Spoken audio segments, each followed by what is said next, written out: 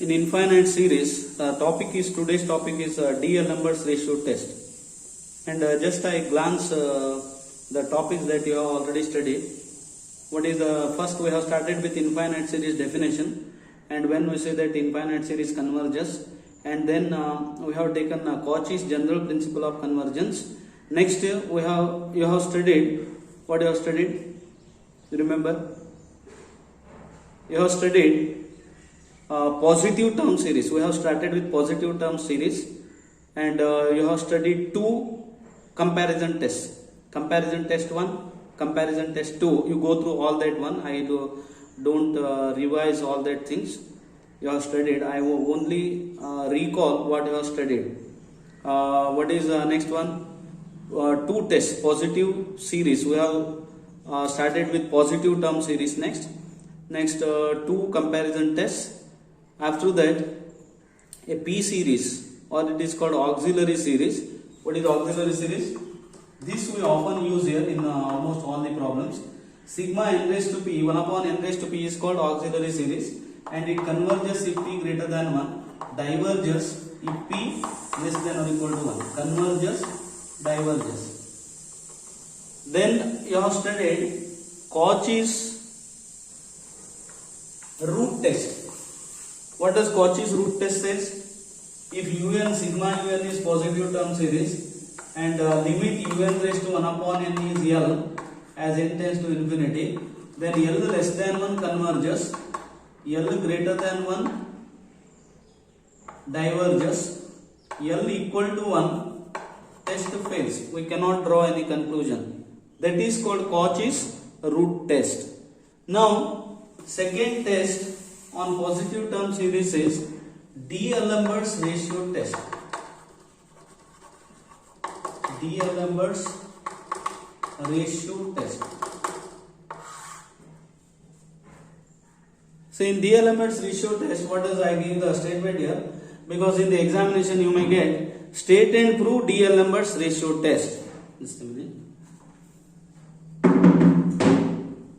State and prove D-Alembert's ratio test. Statement is like this. Suppose sigma un is a positive term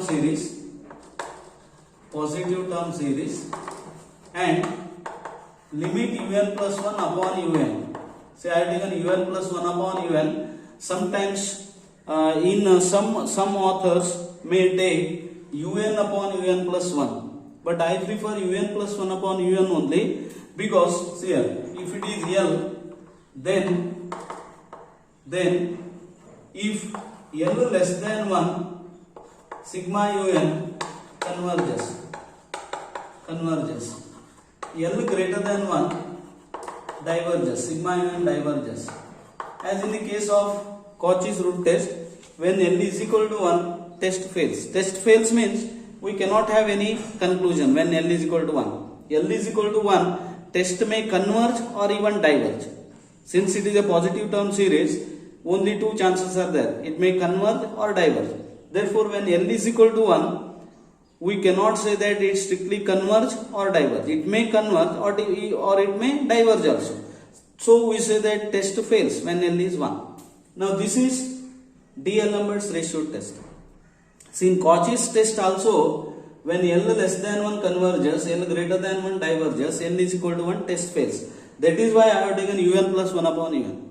Otherwise, some authors use un upon un plus 1 is L. Then what happens? L less than 1 diverges, greater than 1 converges.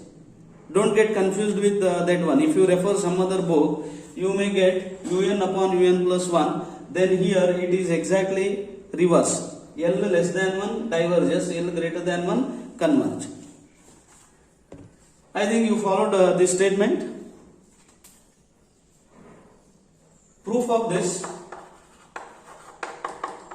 Proof is again simple. I explain how to prove this one. What is given? Since limit un plus 1 upon un, n tends to infinity is L, for epsilon greater than 0, we can find a positive integer m such that mod un plus 1 upon un minus L less than epsilon for all n greater than or equal to m. This is by definition of limit for all n greater than or equal to m. This implies L minus epsilon less than un plus 1 upon un less than L plus epsilon for all n greater than or equal to m. Greater than or equal to m. Now we substitute n is equal to m because for all n greater than or equal to m this is true. Therefore what we do is we substitute n is equal to m plus 1, m plus 2, so on, n, m plus 1, m plus 2, etc. n in, I take this as 1, in 1. Then we get this. Understand, proof is important and it is simple. I have used definition of limit here. After that, by using inequality, we have obtained this step. Then it is true for all n greater than or equal to m. Therefore, we can keep n is equal to, or we can substitute n is m plus 1, m plus 2, and so on. Then what do you get? L minus epsilon is less than um plus 1 upon um less than L plus epsilon. L minus epsilon is less than um plus 2 upon um plus 1 less than L plus epsilon. L minus epsilon is less than um plus 3 upon um plus 2 less than L plus epsilon, and so on. L minus epsilon is less than, finally, un, taking n here, correct? N minus 1. We substitute up to n minus 1. If you take n minus 1, what do you get? Un upon un minus 1 less than L plus epsilon. Correct? Less than L plus epsilon. So next step is we multiply these inequalities. How many inequalities are there? N minus m inequalities are there. N minus m. Because we have started with m here. Take m plus 1, m plus 2, n minus 1. That means n but from m to n means up to m you have to cancel.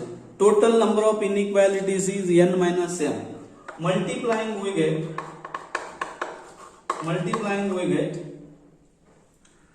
L minus epsilon raised to n minus m left hand side is less than, what is these terms? If you multiply these terms, middle terms, um plus 1 cancels, um plus 2 cancels, but this um remains, un remains. So we get only un upon um and all other terms get cancels. Important it is. You followed how it is multiplied? In the left hand side we have n minus m, L minus epsilon raised to n minus m. Here also L plus epsilon raised to n minus m. But here they cancel. Um plus 1 cancels, um plus 2 cancels, and so on. Finally, un upon um remains here. Now, this implies L minus epsilon raised to n minus m into um is less than L plus epsilon raised to n minus m. Correct? Take this as 2. Already we have taken 1. This as 2. Now, we consider this one now. First case 1. Let L is less than 1. Choose epsilon greater than 0 such that L plus epsilon is also less than 1. I think this step all have followed. We have multiplied the n minus m inequalities and we have obtained this step, and it is 2. Now we consider the cases. What is the first case? Suppose L is less than 1. Choose epsilon greater than 0 such that L plus epsilon is less than 1. Then take L plus epsilon is R. Then if L plus epsilon is R, then R is greater than 0. Why it is greater than 0? Because L is positive here. Why L is positive? Because series sigma un is positive. Its limit is positive. Then R is greater than 0, less than 1. Therefore, sigma L plus epsilon raised to n minus m, what happens to this? Sigma L plus epsilon raised to, correct, L plus epsilon upon raised to n minus m. N is greater than m here, correct?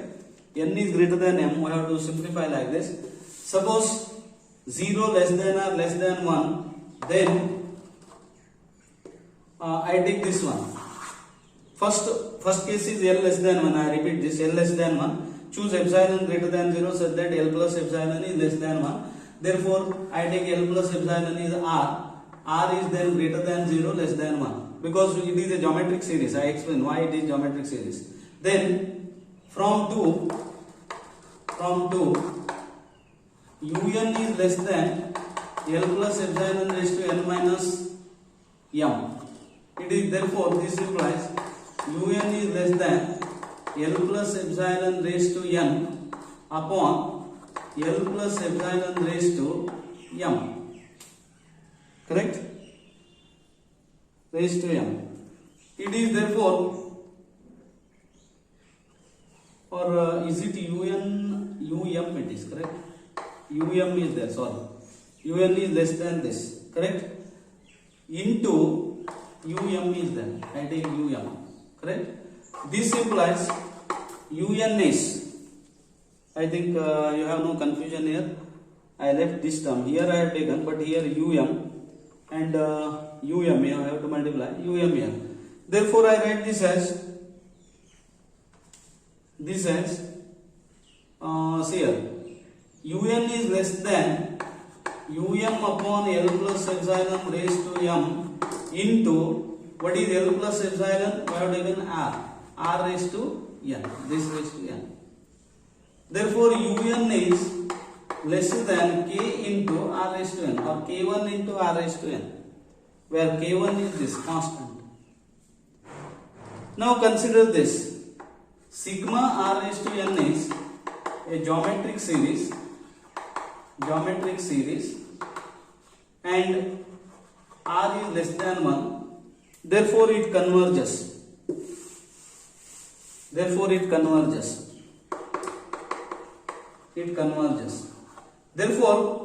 this series converges because it is constant. It is m means we know m is fixed here.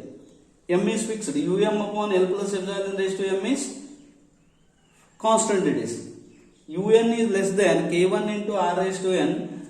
Therefore, sigma r raised to n is a geometric series. Why is geometric series? It is L plus epsilon raised to n. L plus epsilon square, L plus epsilon cube, etc. So it is, we can write this sigma r raised to n, where r is this L plus epsilon, but r is less than 1. And you have studied geometric series. R less than 1, it converges. This implies sigma un also converges because by comparison test. See here, un is less than k1 into r raised to n. Right hand side series converges, left hand side series converges. What is that? Practical test 1. Sorry, comparison test 1. Second one is, of course, we call that as practical comparison test. 2 comparison tests you have studied. Now this is from comparison test 1, sigma un also converges. Therefore, when L less than 1, sigma un converges. That is the first case. I hope all of you understood this one. Case 2, let L is greater than 1. Then we have L is greater than 1. Choose epsilon greater than 0 such that L minus epsilon is also greater than 1. let L minus epsilon is R, then R is greater than 0, R is greater than 1, R is greater than 1, correct? Second case, L greater than 1, epsilon says that L minus epsilon is also greater than 1. Now we use from 2 again, from 2, L minus epsilon raised to n minus m into um is less than what is 2? Is less than um. It is 2. Therefore, L minus epsilon raised to n upon L minus epsilon raised to m into um is less than um. L minus epsilon raised to n upon L minus epsilon raised to m is less than um. Therefore, I take K2 L minus epsilon raised to n is less than um. Now what happens here? This implies this is say constant. Now what is this L minus epsilon raised to n now? L minus left hand series is, that is sigma K2 L minus epsilon raised to m is a geometric series now. It is a geometric series, correct? Because it is a sigma r raised to n form with common ratio r is greater than 1. Therefore, diverges. We have studied this geometric series. That is why in the beginning only we have discussed geometric series, convergence of geometric series. R raised to 1 geometric series sigma r raised to n diverges. Now by comparison test, what does comparison test says? If right hand side series diverges, left hand side series also diverges. Left hand side series diverges, right hand side series also diverges. That is the comparison test. What is the comparison test? 1. If right hand side series converges, left hand side series converges. That we have used in first case. If right hand side series diverges, left hand side series diverges, right hand side series diverges. Am I correct? Go through that comparison test 1. Using comparison test 1, since the left hand side series diverges, right hand side series also diverges. Therefore, sigma un diverges if L is greater than 1. This was the second case. Now case 3, as in the Cauchy's root test, by taking 2 examples, I explain how we cannot draw any conclusion when L is equal to 1. So we say that when L is equal to 1, test cannot be applied, it fails. Case 3, let L is equal to 1. Consider the series sigma un is sigma 1 upon n square. Now I consider the limit here. Limit un plus 1 upon un, n tends to infinity, is limit n tends to infinity of 1 upon n plus 1 square by 1 upon n square. So it is n square by n plus 1 whole square. Limit n tends to infinity. So n tends to infinity, 1 upon 1 plus 1 by n whole square, it is 1. L is 1. This is L. L is 1, but this series converges because it is of the form sigma 1 upon n raised to p. P greater than 1 converges. See the auxiliary series. So if L is 1, then if L is equal to 1, then the series may converge. Now I take another example. Let un is 1 upon n. Sigma un is sigma 1 upon n. Then un plus 1 upon un is 1 upon n plus 1 divided by 1 upon n. So it is equal to n by n plus 1, and limit un plus 1 upon un, n tends to infinity is limit n tends to infinity of 1 upon 1 plus 1 by n. It is also 1. See, this is 1. Here also limit is 1. But in this case, since the series is sigma 1 upon n, it diverges, because it is of the form sigma 1 upon n, p is equal to 1, and auxiliary series sigma 1 upon n raised to p diverges if p equal to 1. So sigma 1 upon n diverges. Therefore, if L is equal to 1, series may converge or may diverge. So we cannot draw any conclusion. Therefore, the test fails when L is equal to 1. This is called ratio test, D'Alembert's ratio test, or sometimes simply the ratio test. So what is the test? Sigma un plus 1 upon un is, or limit un plus 1 upon un is L. Then L less than 1, sigma un converges. L greater than 1, sigma un diverges. L is equal to 1, test fails. It is called D'Alembert's ratio test. Now we apply this to solve problems. I explain by taking some examples here. Example is, take this, test the convergence of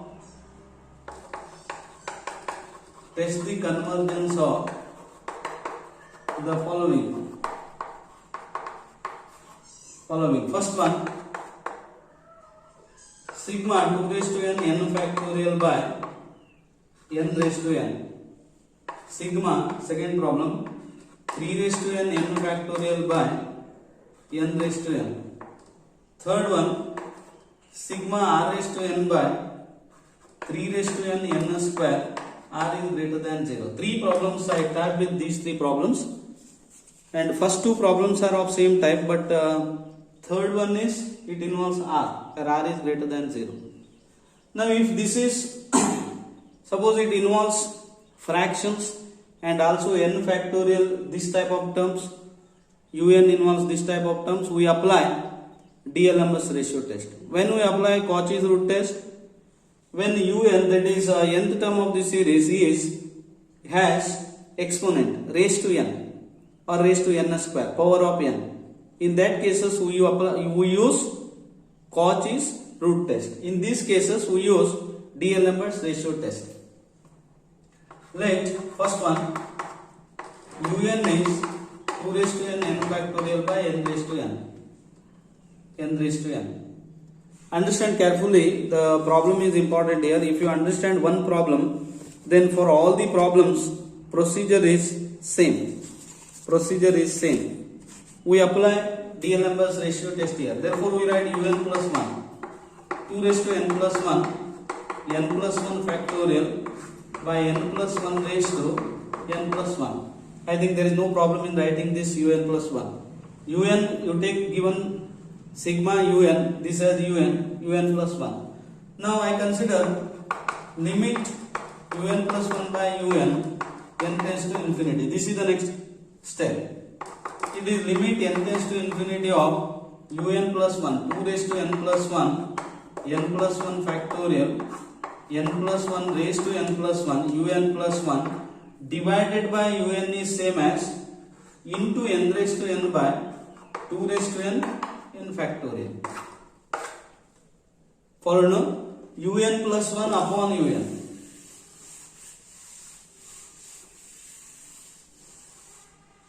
Now take the limit as n tends to infinity.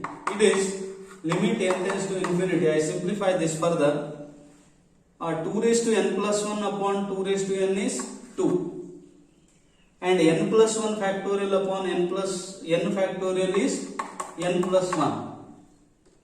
These seems to be simple, but they plays very important role. They are very important. I explain again. N plus 1 factorial by n factorial is, what is n plus 1 factorial? It is n plus 1. N plus 1 factorial is n plus 1, n minus 1, n minus 2, so on, 3, 2, 1. What is n factorial? It is n minus 1, n minus 2, etc. 3, 2, 1. Divided by means this cancels. So what is n plus 1 factorial by n factorial? N plus 1. And it is n raised to n upon n plus 1 raised to n plus 1. Correct? 2 n plus 1, n raised to n plus 1 raised to n plus 1. Now further we simplify like this. It is limit n tends to infinity, 2 into 1 n plus 1 cancels, n raised to n by n plus 1 raised to n. 1 n plus 1 cancels. N plus 1 raised to n plus 1. It is therefore limit, or I take 2 into limit n tends to infinity, n divided by n plus 1 whole raised to n. Correct? Therefore it is 2 limit n tends to infinity, 1 divided by 1 plus 1 upon n raised to n. So it is 2, 1 upon e it is. Because what is the standard limit? 1 plus 1 upon n raised to n tends to infinity is e. This we have proved in sequences. Limit 1 plus 1 upon n raised to n tends to infinity is e. Therefore, limit un plus 1 upon un n tends to infinity is, it is 2 by e. Now you have to find out whether it is greater than 1 or less than 1. Yes, anybody, whether it is greater than 1 or less than 1 depends on e. What is e? Value of e is 2.7182, etc. So 2 divided by greater than 2 means less than 1. Therefore, by D'Alembert ratio test,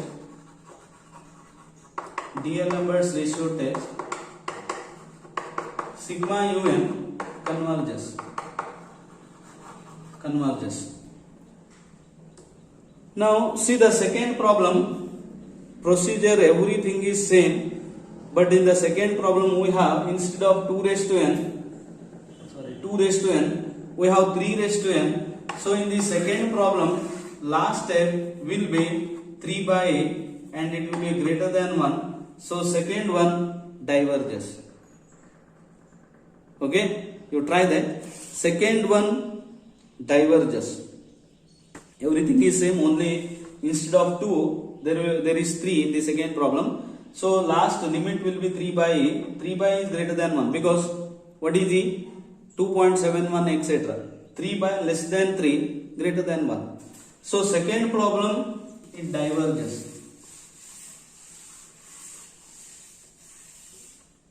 And I try that third problem as exercise, and I solve that third problem and some more examples in the next period. Go through the topics regularly, because infinite series, I think this topic is easier than sequences.